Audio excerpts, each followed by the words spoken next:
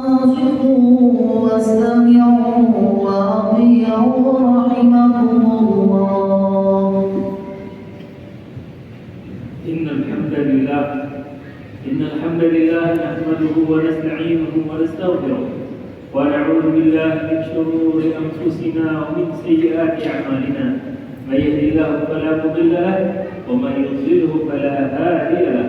وأشهد أن لا إله إلا الله وحده لا شريك له وأشهد أن محمدا عبده ورسوله وصفيه وخليله.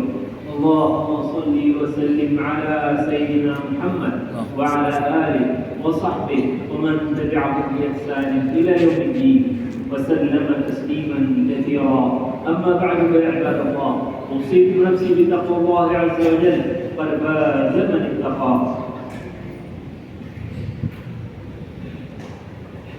أما بعد، قال الله تعالى في محكم تنزيله: يا أيها الناس اتقوا ربكم الذي خلقكم من نفس واحدة وخلق منها زوجها وبث منهما رجالا كثيرا ونساء فاتقوا الله الذي تساءلون به والأرحام إن الله عليكم رقيبا.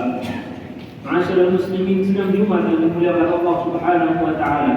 Dari atas mimbarnya khatib mengingatkan diri khatib dan jamaah sekalian, agar kita senantiasa meningkatkan takwa kita kepada Allah Subhanahu wa taala.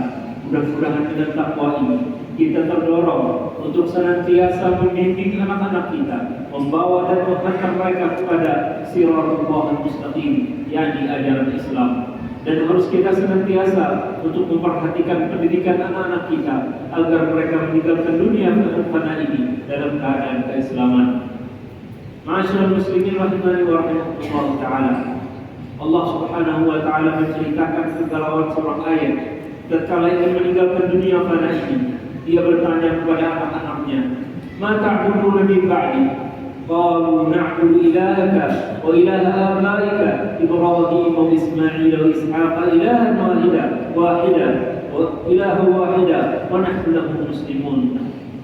Ayat yang galau ini yaitu Nabiullah Ya'qub alaihissalam di hadapan anak-anaknya yang 9. Dia bertanya kepada mereka, dan mereka ini semua laki-laki.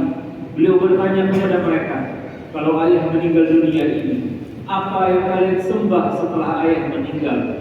Ma ta'buduna min ba'di? Apa yang kalian sembah setelah ayah meninggal? Maka mereka menyatakan, na'budu ilaha wa ilaha abaik wa Ibrahim wa Ismail wa Ishaq wa Ya'qub wa ilaha wahida wa nahnu lahu muslimun. Kami menyembah Tuhan engkau dan Tuhan ayah-ayah dan kakek nenek moyang engkau, Ibrahim, Ismail, Ishaq, ilah Tuhan yang esa, dan kami akan berserah diri kepadanya. Inilah seharusnya setiap laki-laki, setiap ayah berharap anak-anaknya ketika meninggalkan dunia fana ini, mereka akan meninggalkan dalam keadaan Islam. Sebagaimana firman Allah Subhanahu wa taala, "Ya ayyuhalladzina amanu taqullaha haqqa tuqatih wa la tamutunna illa wa antum muslimun." Hai orang-orang beriman, bertakwalah kepada Allah Subhanahu wa taala dengan sebenar-benarnya takwa, dan janganlah kalian mati kecuali dalam keadaan muslim.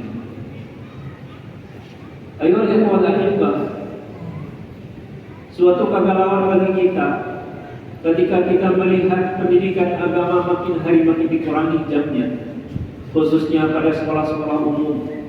Dan di sekolah-sekolah agama pun kita melihat pergeseran pendidikan agama digantikan dengan pendidikan umum. Walaupun bahasanya Imtak dan MTek. Imtak yakni iman dan takwa, MTek yakni teknologi. Namun yang kita perhatikan, teknologi lebih diutamakan daripada keimanan dan ketakwaan. Oleh karena itu, marilah pada kesempatan ini kita merenungkan sekaligus kita melaksanakan dengan kerja nyata, yaitu marilah kita ingat Allah Subhanahu wa taala mengingatkan kepada kita, "Ya ayyuhalladzina amanu qu anfusakum wa ahlikum nara." Hai orang-orang beriman, lindungilah diri kalian dan keluarga kalian dari api neraka. Dan Rasulullah SAW mengingatkan tanggung jawab kita, kullukum ra'in wa kullukum mas'ulun 'an ra'iyatihi.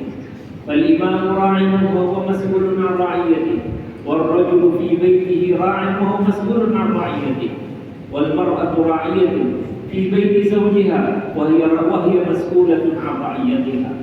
Yang artinya seorang pemimpin negara itu bertanggung jawab atas rakyatnya, dan seorang ayah di rumah tangganya, di keluarganya adalah penanggung jawab, dan dia bertanggung jawab atas orang-orang yang berada di sekitarnya.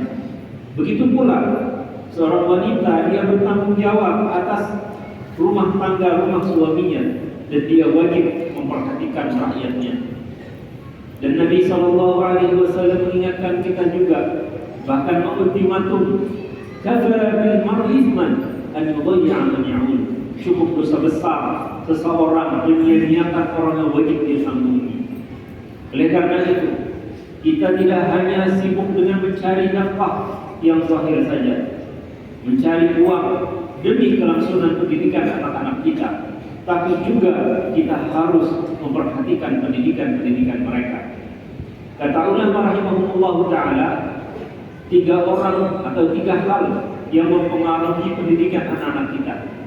Yang pertama adalah pengaruh lingkungan, yang kedua pengaruh guru, yang ketiga pengaruh orang tua.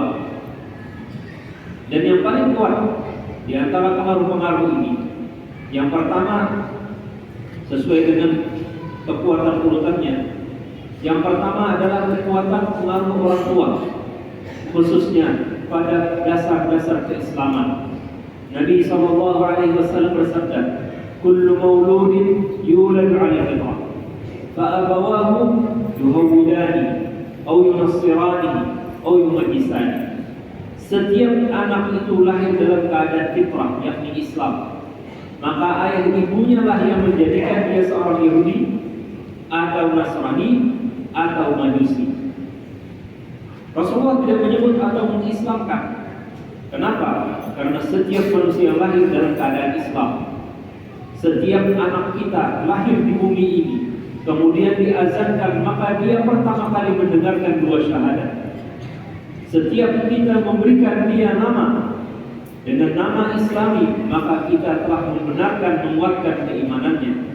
Setiap kita membimbing dan menunjukkan ibadah sholat kita di rumah, maka kita membimbing sholatnya anak-anak kita itu.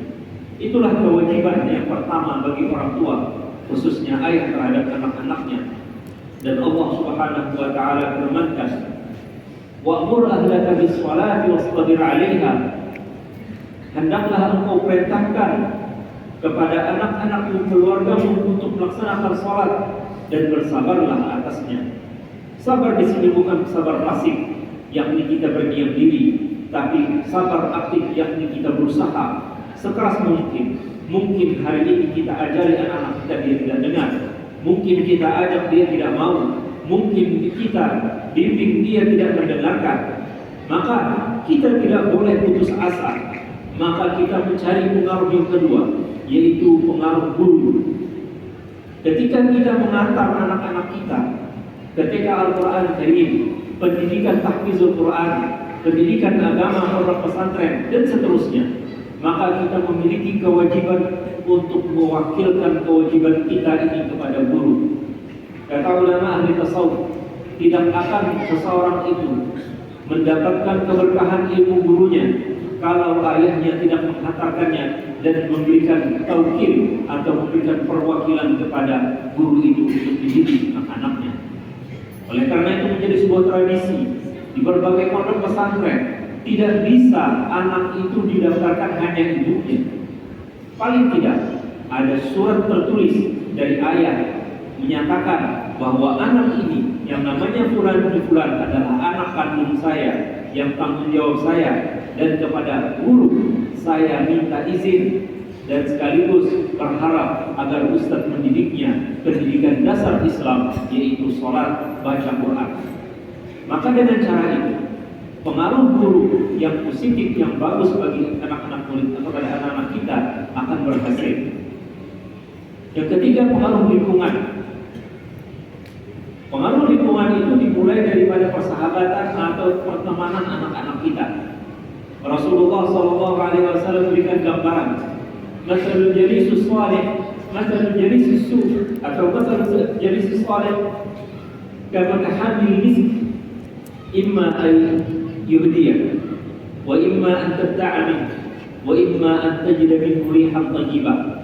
Perumpamaan teman yang baik itu seperti orang yang membawa minyak wangi. Bisa dia berikan wangi itu, bisa juga dia jual untuk kita, atau paling tidak kita mencium bau wanginya di dekat dengan dia. Wa mazalu jalis su', dan perumpamaan teman yang jelek kama sayyidina fiqil imma an yuhriqa thiyabaka wa imma an tajida minhu rihan sayyi'ah atau kama qala sallallahu alaihi wasallam. Perumpamaan teman yang jelek itu seperti pandai besi. Kalau kita mendekatinya, kita bisa terbakar baju kita karena hembusan kelalatu batu atau api. Atau paling tidak kita mencium bau yang tidak sedap karena keringatnya si orang pandai besi ini. Oleh karena itu dalam lingkungan ini kita harus bersama-sama membentuk lingkungan yang baik untuk anak-anak kita dan diri kita. Khususnya melaksanakan ibadah Jumat yang wajib pada semua laki-laki yang baligh. Kita serba salah. Sebagai seorang mubaligh, kita agak merasa kerepotan ketika kita melaksanakan salat Jumat yang wajib 2 rakaat hampir di seluruh masjid yang besar ataupun yang kecil. Anak-anak ribut atau bertepuk tangan di saat melaksanakan ibadah Jumatnya, sholat Jumatnya. Sudahnya kalau di saat khutbahnya. Tentunya para mubaligh dan para kiai tidak bisa dengan sendirinya bisa membimbing anak-anak ini. Oleh karena itu, kita harus membentuk lingkungan yang baik sebagai seorang muslim. Dan di sekitar masjid ini dan di masjid ini, kita pada hari Jumat, marilah kita sama-sama mendampingi anak-anak kita, generasi akan datang, yang supaya negeri kita, kampung kita ini menjadi baldatun thayyibatun wa rabbun ghafur, menjadi kota yang baik dan Allah yang Maha Pengampun. Kita bimbing mereka, kita ngomong dengan baik-baik dengan mereka. Nah, nanti kalau khatib berkhutbah jangan bicara lagi ya. Atau di saat berdiri kita qomat, maka kita sentil lagi. Nah, jangan bagaian supaya kada boleh bersiul. Nanti begitu selesai sholat, ternyata anak-anak ini melakukan apa yang kita tegur, kita minta kepada anak, nah, karena kamu tadi berbicara, kamu sholat menoleh, maka kata Ustaz hukum sholatnya batal, maka harus anak berdiri lagi sholat zuhur 4 rakaat ya. Insya Allah, ulun yakin, dan ini dari pengalaman banyak guru-guru. Dengan cara semacam itu, kita semuanya akan mendapatkan keberkahan bagi anak-anak kita yang rajin melaksanakan sholat Jumat. Kita yakin anak-anak kita semua anak-anak yang baik. Hanya sedikit perlu bimbingan. Dan mereka ini ulun yakin, dengan lemah lembutnya kita, dengan kebaikan-kebaikan kita, Allah Subhanahu wa Ta'ala akan mematikan dan menanamkan dalam jiwa mereka keislaman dan keimanan ini.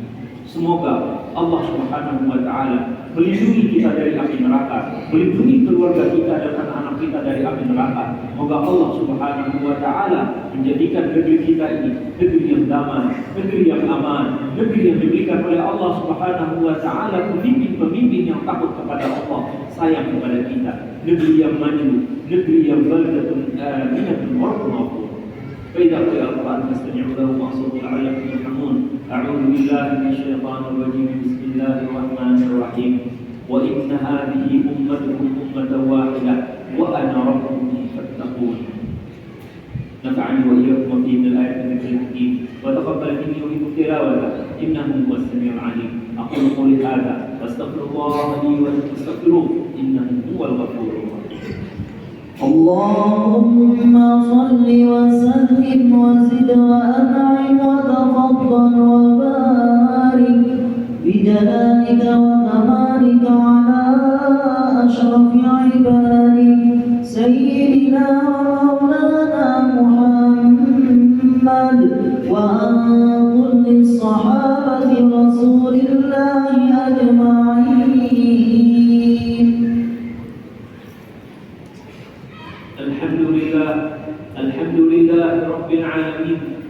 الشاكرين حمد المنعمين. أشهد أن لا إله إلا الله وحده لا شريك له الملك الحق المبين، وأشهد أن محمدا عبده ورسوله صادق الوعد الأمين. اللهم صل وسلم على سيدنا محمد وعلى آله الطاهرين وأصحابه الميامين ومن تبعهم بإحسان إلى يوم الدين. أما بعد فعباد الله، أوصيكم نفسي بتقوى الله عز وجل. قال الله تعالى في محكم تنزيله: يا أيها الذين آمنوا اتقوا الله وكونوا مع الصادقين واعلموا أن الله أمركم بأمر بدا به بنفسه، فثنى بالملائكة المسبحة بقدسه، فثلث بكم في بريته، فقال جل وعلا: إن الله وملائكته يصلون على النبي يا أيها الذين آمنوا صلوا عليه وسلموا تسليما. اللهم صل وسلم وبارك على سيدنا محمد وعلى آله وأزواجه وذريته أجمعين. رضي الله عن الخلفاء الراشدين أبي بكر وعمر وعثمان وعلي، عن سائر أصحاب رسول الله أجمعين، عن التابعين لهم بإحسان إلى يوم الدين، وعنا ومعهم برحمتك يا أرحم الراحمين. اللهم اغفر للمسلمين والمسلمات والمؤمنين والمؤمنات الأحياء منهم والأموات، إنك قريب مجيب الدعوات ويا قريب ويا سميع الدعوات. اللهم ربنا اجعلنا مقيم الصلاة ومن ذرياتنا ربنا وتقبل دعاء. ربنا اغفر لنا ولوالدينا وللمؤمنين يوم يقوم الحساب. اللهم اجعل بلدنا هذا آمنة مطمئنة رخاء سخاء وسائر بلاد المسلمين. اللهم أهل بهذه الأمة أمر رشد عز فيها من طاعتك وجل فيها من معصيتك، ومر فيه بالمعروف ونهى عن المنكر، إنك سميع الدعاء. عباد الله، إن الله يأمر بالعدل والإحسان وإيتاء ذي القربى وينهى عن الفحشاء والمنكر والبغي يعظكم لعلكم تذكرون. فاذكروا الله العظيم يذكركم واشكروه على نعمه يزدكم، ولذكر الله أكبر. والله تعالى ما تصنعون.